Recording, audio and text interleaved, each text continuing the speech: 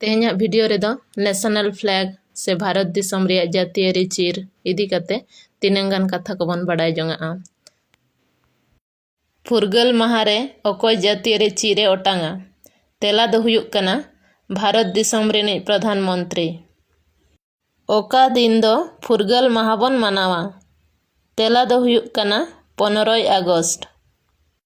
Bharat दिसम British ठेन खन तीस फुरगल लेना तेला दो हुयुक कना 15 अगस्त 1947 साल।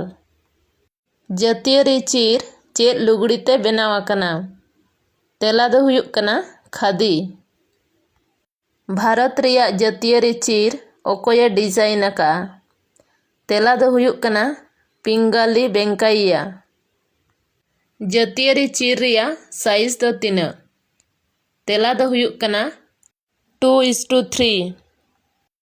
अबो नेशनल फ्लैग रिया nyutum दो चेद तेला दो हुयुक कना तिरंगा।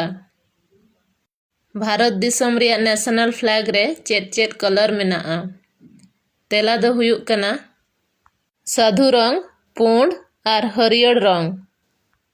जातीय चीर रिया अशोक चक्र रे तीना स्पोक मेना तेला दो हुयुक कना 24 स्पोक मेना। नोआ सेरमा तीना साल फुरगल माहा बन मनाव किया तेला दो हुयुक कना 11 साल बन मनाव किया।